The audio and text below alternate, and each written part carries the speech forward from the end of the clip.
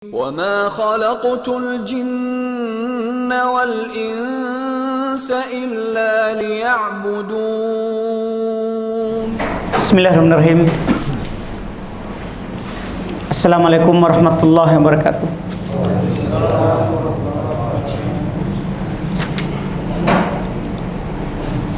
Innal hamdalillah nahmaduhu wa nasta'inuhu wa nastaghfiruh wa na'udzu billahi min syururi anfusina wa min sayyiati a'malina. May yahdihillahu fala mudilla lahu wa may yudlil fala hadiyalah. Asyhadu an la ilaha illallah wahdahu la syarikalah wa asyhadu anna Muhammadan abduhu wa rasuluh. Sallallahu alaihi wa ala alihi wa ashabihi wa man tabi'ahum bi ihsan ila yaumiddin, amma ba'd.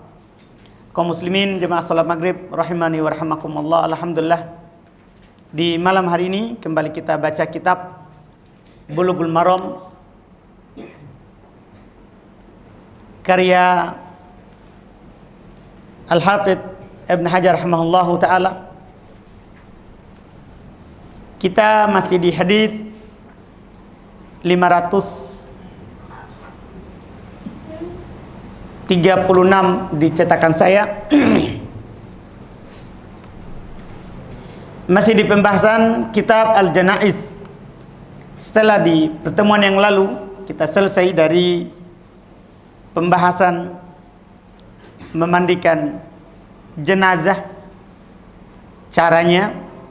Alhamdulillah, belum melanjutkan, masih dalam pembahasan kitab jenazah. Kata beliau rahimahullah di hadits 536, wa an Aisyah radhiyallahu ta'ala anha qalat anna an-nabiy sallallahu alaihi wasallam qala laha law mutti qabli faghasaltuki. Al-hadits rawahu Ahmad wa Ibnu Majah wa sahahu Ibnu Hibban.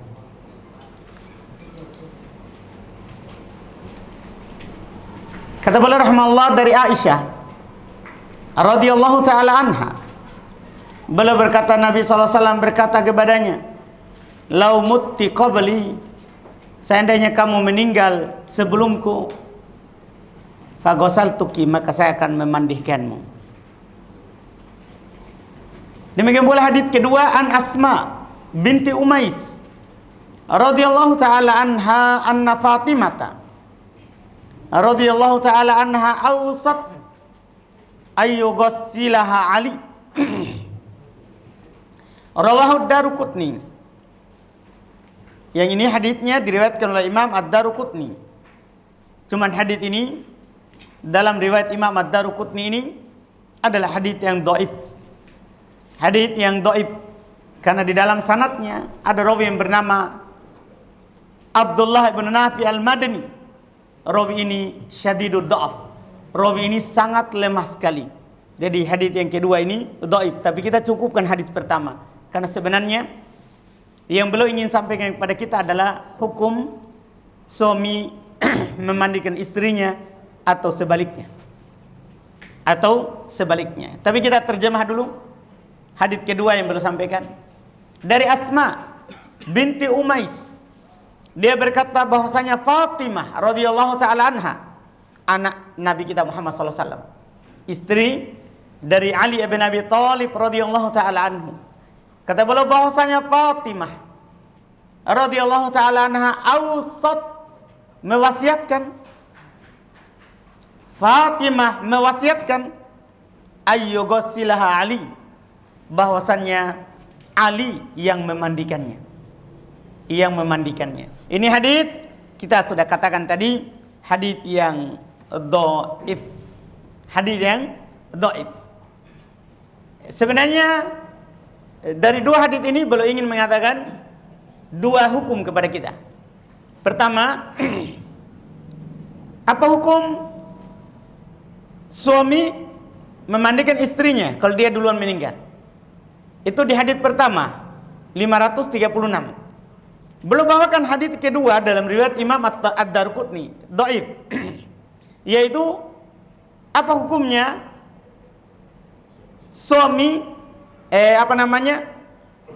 memandikan istrinya. Ini mirip ya dengan sebelumnya kalau pendukungnya. Dan kita akan membicarakan sebaliknya. Sebaliknya, apa hukum si istri memandikan apa? Suami. Ini masalah. Sebelum kita masuk di situ, kita membahas dulu masalah siapa yang lebih utama memandikan mayit, orang meninggal. Kita sudah bahas, alhamdulillah, hukum memandikan mayat fardu kifayah. Kalau sudah ada yang melakukannya, gugur dosa dari yang lain. Dan kita juga sudah membahas bagaimana cara memandikannya dan apa-apa yang disunahkan ketika memandikannya. Di sini kita bahas siapa yang lebih utama memandikan orang yang meninggal. Kalau ada yang meninggal, siapa yang lebih utama memandikannya? Para ulama rahimahumullah, sebagaimana disebutkan dalam madhab orang-orang Syafi'iyah, disebutkan di banyak tempat, seperti disebutkan oleh Asy-Syirazi dalam Al-Muhaddab, demikian pula Al-Majmu' dalam Al-Majmu' disebutkan juga oleh Al-Imam Nawawi rahimahullah, disebutkan juga oleh Sahib Al-Insaf. Masalah ini bahwa yang paling berhak memandikan orang yang meninggal adalah wasiyuhu. Itu yang pertama, orang yang dia wasiatkan. Jadi kalau dia bilang kalau saya meninggal, ya memandikan saya si sana, dia wasiatkan. Ini yang paling utama. Kenapa? Karena ini yang dikiaskan terkait dengan harta waris. Di dalam Al-Quran ketika Allah Subhanahu wa ta'ala menyebutkan bagian dari ahli waris, itu Allah Subhanahu wa ta'ala katakan min ba'di wasiyatin, setelah wasiat yang dia wasiatkan. Setelah wasiat yang dia wasiatkan. Maka ini yang paling utama, ia memandikan orang yang meninggal. Dan ini juga yang disunahkan bagi orang yang meninggal. Kalau dia yakin keluarganya akan memandikan, mengkafaninya tidak sesuai dengan sunnah, tidak sesuai dengan disyariatkan oleh Nabi SAW, maka boleh dia berwasiat, kalau saya meninggal, si sana yang memandikan saya. Yaitu dia yakin kalau di sana dia memandikan akan melakukan sesuai dengan apa? Sunnah. Ini yang pertama. Kalau dia wasiatkan, kalau tidak diwasiatkan, maka al-aqrab fal aqrab ini dibahas. Maka yang paling dekat kemudian berikutnya. Dipahami ini? Yang paling dekatnya, yaitu nanti kita akan bahas di pembahasan yang kedua. Apakah boleh bagi seorang perempuan memandikan suaminya? Kan ini masalah yang paling dekat ini. Bagi suami istri yang dekat adalah apa? Bagi istri kalau dia meninggal yang dekat suami. Bagi suami kalau dia meninggal yang dekat istri. Kemudian anak, orang tua, begitu. Ini yang paling utamanya. Boleh orang lain, tapi ini yang paling utama. Kalau istri, hukum dia memandikan suaminya, ini tidak ada silang pendapat di kalangan para ulama akan bolehnya. Ya, akan bolehnya. Ketika ada suami meninggal, istrinya mau memandikannya, boleh. Dan ini dinukil kesepakatan akan bolehnya oleh Ibnul Munzir rahimahullahu taala.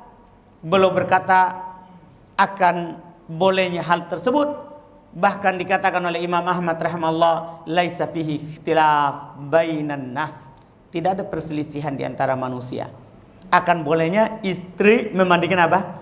Suaminya. Tidak ada perselisihan. Demikian pula dinukil kesepakatan oleh Al-Imam Nawawi rahimahullah dari kalangan Syafi'iyah. Juga Ibnu Qudamah, ini dari kalangan Hanabilah.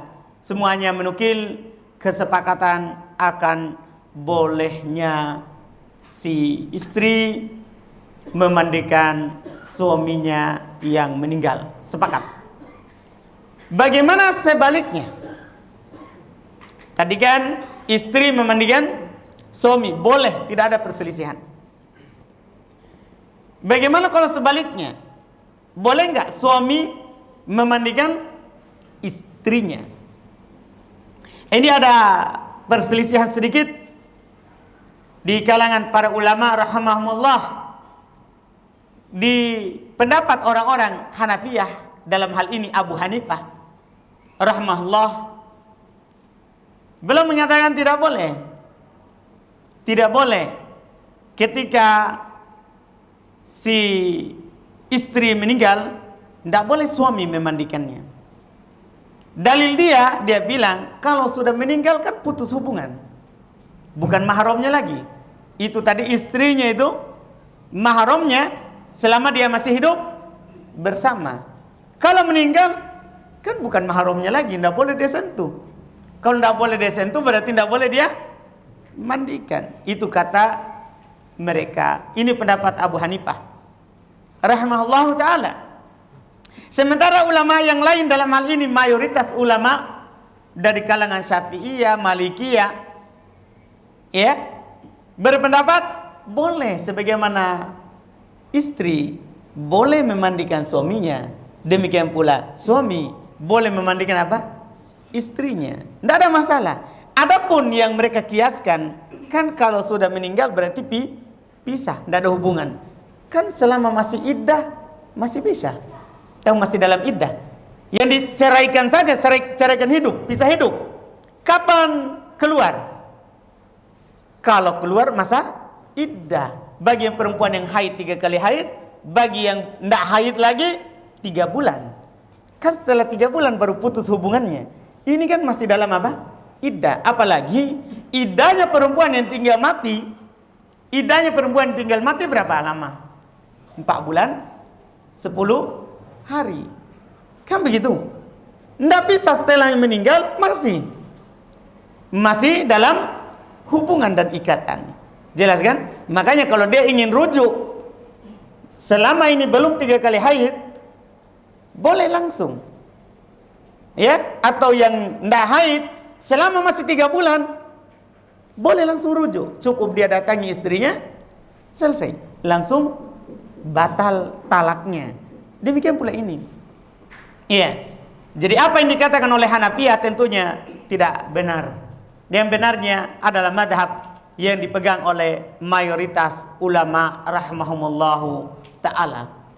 Dengan dalil, lihat yang ada di buku. Apa kata Nabi kepada Aisyah? Lau mutti qabli, seandainya kamu meninggal sebelumku, siapa ini mau meninggal? Siapa yang meninggal? Kan Aisyah. Seandainya kamu meninggal sebelumku, tapi kan kenyataannya Nabi duluan meninggal baru Aisyah. Kan begitu. Tapi kata Nabi, seandainya kamu meninggal sebelumku, saya akan memandikanmu. Lihat, ucapan Nabi itu menunjukkan apa? Menunjukkan apa? Bolehnya si suami memandikan apa? Istrinya. Tidak ada masalah. Walaupun hadis yang kedua dari Asma binti Umais, yang Fatimah mewasiatkan yang memandikannya adalah Ali. Yang memandikannya adalah apa? Ali. Hadis dhaif. Tapi kan sudah ada hadis sahih yang pertama. Hadis sahih yang pertama. Tentunya sebagaimana yang kami katakan tadi, tidak diragukan pendapat yang kuat adalah yang dipegang oleh selain Abu Hanifah, yaitu mayoritas ulama bahwasanya sebagaimana boleh si istri memandikan suaminya kalau suaminya meninggal, boleh juga si suami memandikan apa? Istrinya. Ini semuanya hal yang dibolehkan. Hal yang dibolehkan. Bagaimana kalau seorang perempuan selain istrinya? Selain istrinya? Tentunya tidak boleh. Iya, kalau bukan mahramnya, sepakat tidak boleh. Tidak boleh seorang lelaki yang bukan mahramnya memandikan seorang perempuan. Tidak dibolehkan. Karena syahwat itu tidak pandang hidup mati. Iya kan? Banyak orang perkosa orang sudah mati. Naudzubillah, kan begitu. Makanya syariat menutup. Tidak boleh seorang lelaki yang bukan mahram memandikan seorang perempuan. Sebaliknya juga. sebaliknya juga. Bagaimana kalau mahramnya? Ini ada diperselisihkan oleh para ulama rahimahumullah. Bagaimana kalau mahramnya? Artinya ibunya, bukan suami istri, tapi mahramnya, ya, ibunya, ya, atau anak perempuan dari saudaranya atau saudarinya. Ini kan mahram. Boleh atau tidak? Ini yang diperselisihkan oleh para ulama rahimahumullahu taala. Ya, diperselisihkan oleh para ulama rahimahumullahu taala, dan mayoritas ulama mengatakan tidak boleh, untuk hati-hati. Ya, tadi selain suami istri, ya, mayoritas ulama mengatakan apa? Tidak boleh. Walaupun ada yang mengatakan boleh, seperti Imam Malik rahimahullahu taala dan orang-orang Syafi'iyah, pengikut Imam Syafi'i mengatakan boleh kalau mahramnya. Boleh kalau apa? Mahramnya. Kalau bukan mahram, selesai masalah, tidak boleh. Kalau mahram, diperselisihkan. Mayoritas ulama mengatakan tidak boleh. Tidak boleh. Dan sebagian ulama yang lain mengatakan boleh. Mengatakan apa? Boleh. Tapi mereka bilang lid-darurah. Kalau darurat, tidak ada sama sekali yang bisa memandikannya kecuali ini. Artinya kalau ada yang lain, laki-laki yang memandikannya adalah apa? Laki-laki. Perempuan yang memandikan adalah apa? Perempuan, walaupun bukan keluarga. Itu asalnya. Tapi kalau tidak ada sama sekali orang yang bisa memandikannya, tidak ada sama sekali orang yang bisa memandikannya, hanya ada laki-laki, ya, dari mahramnya, maka boleh untuk apa? Darurat. Tahu darurat? Ini kalau tidak ada, karena kan bisa berdosa semua kalau tidak ada yang memandikannya. Karena hukum memandikan jenazah adalah apa? Fardu kifayah, sebagaimana yang telah lewat. Mungkin bisa dipahami ini terkait dengan hal tersebut. Ada kasus, ya, siapa tahu Haji Rahim tanya nanti. Iya, saya kasih dulu kasus, Pak, duluan. Iya, ada kasus. Ini umum di daerah manapun, Pak. Alhamdulillah. Iya. Bagaimana kalau ada laki-laki meninggal di tengah semuanya perempuan? Tidak ada laki-laki sama sekali. Iya. Hayalan ahli fikih, Pak.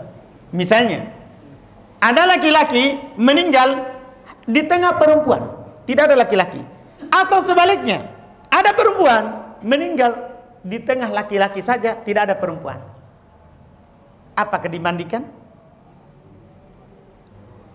Iya. Apakah dimandikan? Tentunya bukan mahram. Bukan mahram. Ini meninggal di tengah laki-laki semua.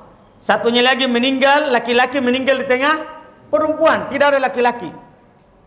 Apa hukumnya ini? Apakah dimandikan? Dalam hal ini para ulama rahimahumullah ta'ala berselisih pendapat. Bahkan disebutkan ada 3 pendapat. Karena masalah hukum asal memandikan lawan jenis ini tidak boleh. Tidak boleh, kecuali mahram tadi. Iya. Ada 3 pendapat. Ada dari para ulama, dinukil dari Al-Imam Al-Auza'i rahimahullah, bahwasanya dia dikubur tanpa dimandikan dan tanpa ditayamumkan. Langsung saja dikuburkan tanpa dimandikan dan tanpa ditayamumkan. Langsung dibungkus saja, solati, kubur. Ini pendapat Al-Imam Al-Auza'i rahimahullah. Dipakai oleh sebagian Syafi'iyah, sebagian orang Syafi'iyah. Demikian pula ini satu riwayat dari Imam Ahmad, bahwa kalau ada kejadian seperti itu dimandikan tanpa dibuka pakaiannya. Ini pendapat sebagian Syafi'iyah dan satu riwayat dari Imam Ahmad. Kalau ada kejadian seperti itu tetap dimandikan tapi tidak dibuka pakaiannya. Jadi kalau laki-laki di tengah perempuan, maka para perempuan ini mandikan tanpa dibuka pakaian yang ada. Iya. Demikian pula kalau ada, ya, perempuan meninggal di tengah laki-laki, maka lelaki ini semua mereka memandikan perempuan itu tanpa dibuka apa? Pakaiannya. Tanpa dibuka pakaiannya. Berarti juga langsung dibungkus. Langsung dibungkus dan disolati serta dikuburkan. Ini pendapat kedua. Kemudian pendapat ketiga, dan ini pendapat merupakan pendapat yang sahih, yang benar dari orang-orang Syafi'iyah. Dan juga pendapat ini adalah satu riwayat dari Imam Ahmad rahimahullah. Ini juga pendapat Imam Malik. Bisa dikatakan ini pendapat mayoritas. Pendapat Imam Malik dan pendapat yang benar dari kalangan Syafi'iyah, serta ini satu riwayat dari Imam Ahmad, bahwa kalau ada terjadi seperti ini ditayamumkan, tidak dimandikan. Cukup apa? Ditayamumkan. Tahu ditayamumkan? Jadi cukup ditepukan tangan kita ke tanah, kemudian diusapkan kedua tangannya dan mukanya. Itu cukup. Itu cukup. Pendapat ini adalah pendapat yang kuat, tentunya dipilih oleh Ibnul Mundhir rahimahullah taala sebelumnya, dan ini juga pendapat yang dipilih oleh Syekh Ibnu Baz rahimahullah taala. Karena kenapa? Karena kalau tidak bisa mandi, tidak bisa tayamum, tidak bisa mandi, tidak bisa wudhu, yang dilakukan apa? Tayamum. Ya, karena darurah itu ditakdir sesuai dengan kadarnya. Sekarang kan kita tidak dipaksa untuk memandikan. Kalau tidak bisa dimandikan, kan bisa diganti dengan apa? Tayamum. Ini pendapat insyaallah merupakan pendapat yang benar dari orang-orang Syafi'iyah serta Imam Malik rahimahullah, dan ini satu riwayat dari Imam Ahmad. Kita katakan tadi juga ini dipilih oleh Ibnul Mundhir dan juga Syekh Ibnu Baz rahimahullah taala. Ini kalau ada terjadi seperti itu.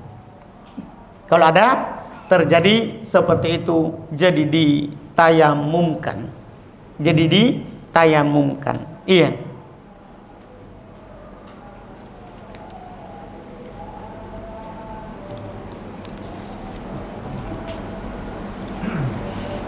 Kemudian masalah cabang juga, apakah sah kalau ada orang kafir memandikan muslim? Ini kadang terjadi. Kita sebutkan cabangnya. Apakah sah seorang kafir memandikan apa? Muslim. Iya, seorang kafir memandikan muslim. Sah atau tidak? Ini permasalahan. Mazhab Syafi'iyah, demikian pula dipegang oleh Imam Ahmad. Ini yang dipegang oleh Sufyan Ats-Tsauri, demikian pula Makhul rahimahumullah, bahwasannya ya hal itu tidak sah. Ini juga dinukil merupakan madhab Imam Ahmad dan para pengikutnya, bahwasannya kalau ada muslim meninggal, kemudian yang memandikannya adalah apa? Siapa? Kafir. Tidak sah. Artinya setelah itu, kalau sudah dikubur, wajib digali kembali, dimandikan ulang, karena berdosa semuanya kalau tidak. Ya, ini tidak sah. Ini pendapat madhab orang Syafi'iyah, Sufyan, Makhul, dan juga ini pendapat Imam Ahmad dan para pengikutnya. Apa alasan mereka? Kenapa bisa sampai tidak sah? Kata mereka, memandikan itu ibadah. Memandikan mayat itu adalah apa?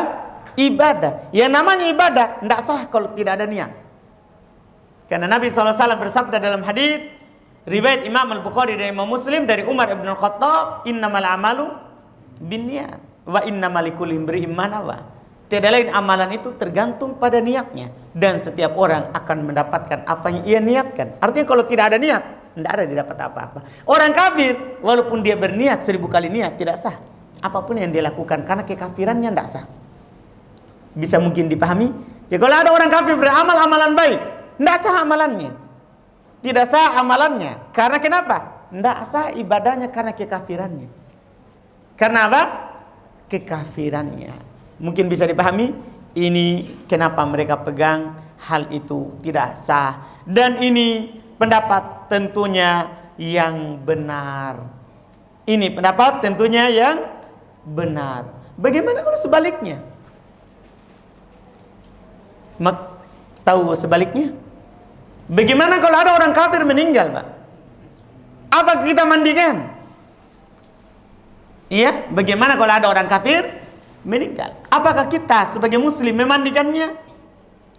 Disebutkan oleh Al-Imam Nawawi rahimahullah ta'ala di dalam Syarhul Muhaddab. Imam Nawawi ini madhab Syafi'iyah yang belum pegang, belum termasuk orang yang menulis kitab yang dijadikan rujukan dalam madhab Syafi'iyah. Beliau berkata dalam kitab beliau Syarhul Muhaddab, bisa dilihat mungkin dari tulisan beliau jilid 5 halaman 153. Beliau berkata, madhabuna anna lil muslimi ghuslahu wa dafnahu wa tiba'at janazatahu wa naqalahu Ibnul Mundhir an ashabir ra'i wa Abi Thawr wa qala Malik wa Ahmad laisa lil muslim ghuslahu wa la dafnahu walakin qala Malik yuwara. Ini kata Imam Nawawi rahimahullah ta'ala hakikat masalahnya. Madhab kami, yaitu orang Syafi'iyah, bahwasannya boleh bagi muslim memandikannya, boleh bagi muslim memandikannya dan menguburkannya serta mengikuti jenazahnya. Tidak ada kata solat, karena tidak boleh mensolati orang kafir. Tidak boleh mensolati orang kafir, dan walaupun disolati tidak akan diterima. Dan mensolati orang kafir diharamkan dalam syariat kita. Memang mensolati orang kafir itu diharamkan dalam syariat kita, haram bagi muslim. Tapi kata Imam Nawawi rahimahullah, mazhab kami orang-orang Syafi'iyah, boleh seorang muslim memandikan orang kafir, menguburkannya dan mengikuti jenazahnya, boleh. Dinukil oleh Ibnul Mundhir dari ashabur ra'i wa Abu Thawr. Sementara waqala Malik wa Ahmad, berkata Imam Malik dan Imam Ahmad, laisa lil muslimi ghuslahu, tidak boleh bagi muslim memandikannya. Wala dafnahu, tidak boleh dia menguburkannya. Tidak boleh bagi muslim memandikan kafir dan menguburkan apa? Kafir. Walakin qala Malik yuwara, akan tapi kata Imam Malik dibuang di tempat yang jauh supaya tidak bau. Orang kafir wala karomah, tidak perlu dimuliakan. Tidak perlu dimuliakan. Ini yang didukil dari madhab fuqaha, madhab para ahli fikih terkait dengan kalau ada orang kafir. Mereka berdalil akan tidak bolehnya hal tersebut, cukup dibuang saja. Kalau memang tidak ada tempat ya dikubur boleh. Ya, itu pendapat mereka berdalil dengan ayat Al-Quran. Firman Allah Subhanahu wa taala di dalam surat Taubah ayat 84, wala tusalli ala ahadim minhum mata abada wala takum ala qabrihi. Kata Allah Subhanahu wa taala, jangan kamu solati atas seorang pun dari mereka yang meninggal selama-lamanya. Jangan pernah mensolati. Wala takum ala qabrihi, jangan kamu berdiri di atas kuburannya. Nah, kalau kita pergi menguburkannya kan harus berdiri di atas kuburan. Dilarang kita sebagai umat Islam. Tidak boleh. Sebagai muslim. Iya. Lihat ketika meninggal Abu Thalib. Siapa itu Abu Thalib? Pamannya Nabi. Ayahnya Ali bin Abi Thalib. Orang yang paling membelanya di hidupnya. Ketika dia mendakwakan Islam. Iya. Ketika dia meninggal, dia tidak dimandikan. Dia tidak dimandikan. Dan bahkan tidak dikuburkan. Apa kata Nabi sallallahu alaihi wasallam kepada Ali bin Abi Thalib? Idhab fawari. Pergi buang. Pergi buang. Ini kata Nabi sallallahu alaihi wasallam. Dan di perang Badar, banyak orang musyrikin meninggal. Nabi sallallahu alaihi wasallam memerintahkan mereka untuk dibuang di jurang, di lubang, di jurang. Ini pembahasan ini bisa juga dilihat di kitab Al-Mughni terkait dengan jenazahnya orang kafir. Jadi muslim tidak ikut campur. Tidak ikut campur dalam hal tersebut. Mereka hanya pergi sebelum meninggalnya. Itu yang disunahkan. Kalau ada orang kafir sakit, kita pergi. Sakit menjelang kematiannya, pergi ke sana, kita ajak ke Islam. Kita ajak ke Islam. Kalau ini dicontohkan oleh Nabi SAW. Boleh lakukan yang terkenal 2 kali. Yang dinukil terkenal 2 kali. Ketika Abu Thalib meninggal. Ketika sakarat, Nabi pergi. Menyerukan La ilaha illallah. Tapi dia meninggal di atas kekafiran. Kemudian yang kedua, Nabi menjenguk. Ini terjadi di Madinah. Nabi menjenguk seorang anak Yahudi. Nabi mengajaknya kepada Islam. Ya, dan anak itu masuk Islam, kemudian meninggal. Ini dia meninggal di atas Islam. Dan Nabi mengatakan alhamdulillah yang telah menyelamatkannya dari api neraka. Ini yang dilakukan. Jadi sebelum meninggal. Adapun setelah meninggal tidak. Apalagi kalau sudah ada dari keluarganya juga yang kafir telah melakukan apa? Dan menyelenggarakan jenazahnya. Ini hukum terkait dengan hal tersebut. Selesai masalah memandikan. Setelah itu kita akan masuk dalam masalah mensolati. Insya Allah kita akhirkan saja di pertemuan berikutnya.